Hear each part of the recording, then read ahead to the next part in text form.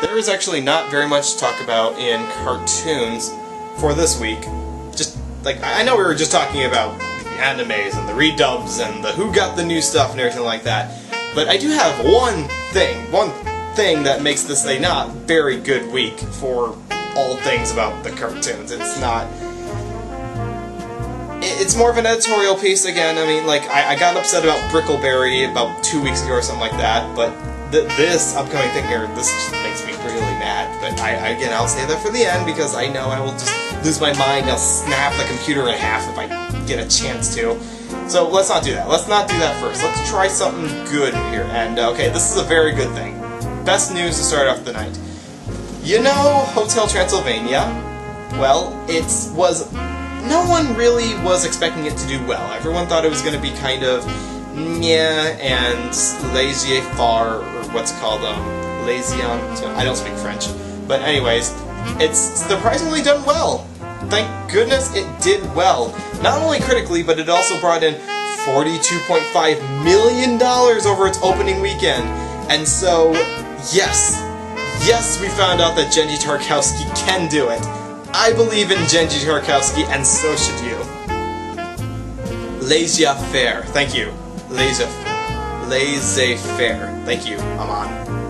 Anyways, yes, Genndy Tartakovsky's cinematic debut, if you don't count his work on the Powerpuff Girls movie, did really well, actually. And if I'm reading the stats on this correctly, this is not only the biggest opening for a Sony animation work, because their other films didn't, like, open with very large amounts of money. I mean, I'm sure that they did modestly well. I mean, Cloudy with a Chance of Meatballs or Open Season, again, did moderately well. But this is the biggest opening it has had.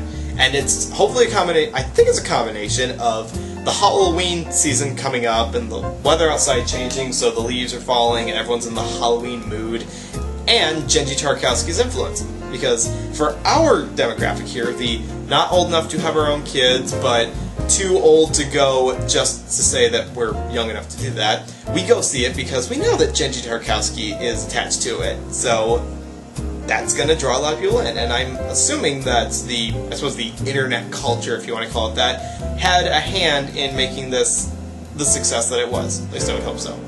So that is awesome, and it is the biggest success that we could really hope for from that movie. And I am stoked, and I am hoping to see it very soon, and I hope other people do it as well. So keep it up, Genndy Tartakovsky. I will never be able to pronounce that right, I'm sorry. I'm looking forward to whatever you got coming up next, although I have to see this one first.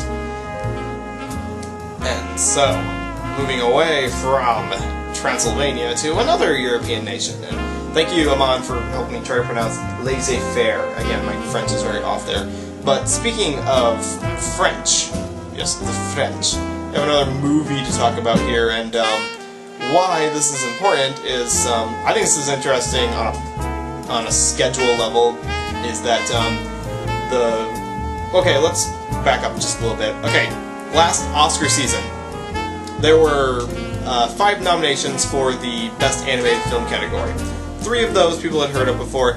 2 of them people had not heard of. 2 of them were foreign films that no one had ever heard of before. Now, one of them was this little film called A Cat in Paris, not Cat on a Hot Tin Roof, that's something different entirely. And it was picked up in interest, obviously, once the Oscars were all done. So, what's the next logical step here?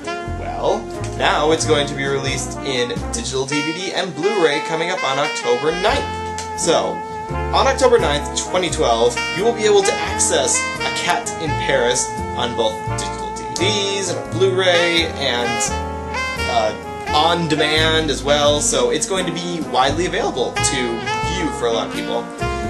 And this is a good thing to get more exposure to foreign markets, because, like I said, this is interesting on a schedule note, because if you know about our schedule for the 10-frame theater, the month of November is going to be Euromation month, European animation, and this is one of the titles we picked. This is actually the one with Persepolis that's going to be shown with France's selections.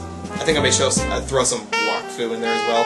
But anyways, the fact that this film is getting attention and picked up and wider exposure makes me pray that it will, expand the world's understanding that animation is not just from America and Japan. There are other smaller countries that also have small but humble and growing markets as well. I mean, Ireland, for example, has Cartoon Saloon, and they did The Secret of Kells, and they did Skunk Fu, and now they've got The Song of the Seas coming out as well. So, good for that. So, this is a good thing. I call this a good thing right here. And let's pray for more releases of foreign animation. Pray for more productions of foreign animation altogether. So, that's upcoming. Now, here's something a little interesting, and this also has to do with a film, and we're bringing it back to America with one very prominent film that I think a lot of you people are looking forward to, and that's DreamWorks' newest upcoming project for the holiday season, which is called Rise of the Guardians, which is basically where all of the holiday mascots, Santa Claus, the Easter Bunny, the Sandman, the Tooth Fairy, and Jack Frost, get together to save the world. So why would this be getting some news coverage? Well, because not only is it being, highly anticipated by us, the smart people, but it's also getting awards. Already, yeah, you heard me right. Already, Rise of the Guardians is being presented with an award in, am I recording this correctly here, the Rome Film Festival, which is going to be held next month on November 9th to the 17th, so it's a big, week-long film event in Rome. And Rise of the Guardians is going to be getting the Vanity Fair International Award for Cinematic Excellence.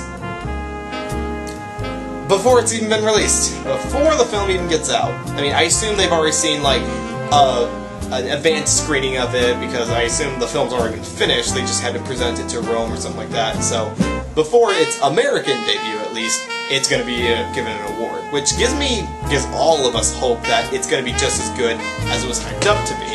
Now, I know zero about the Rome Film Festival personally. I mean, I read about a couple different film festivals, but I do know that each film festival has its own niche.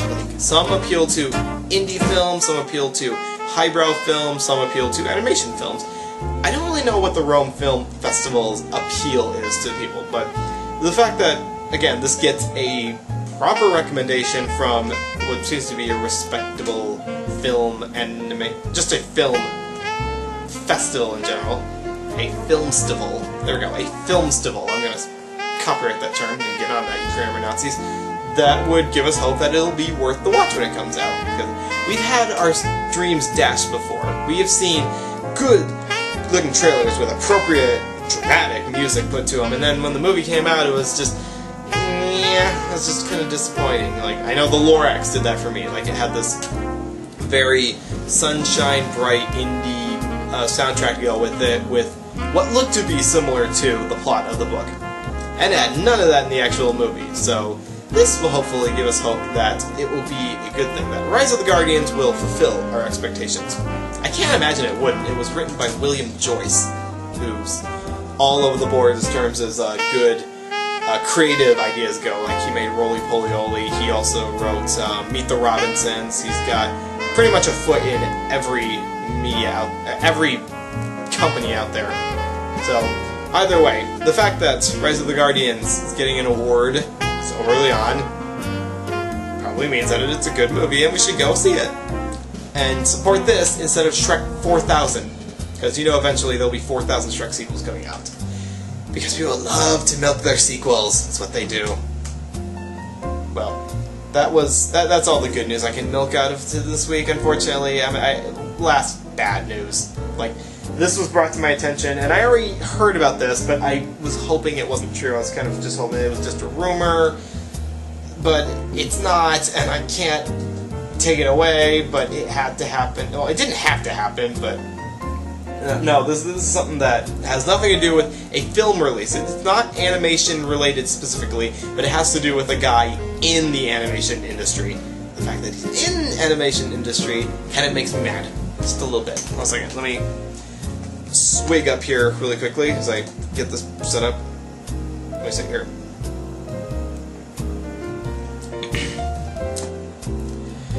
McFarlane!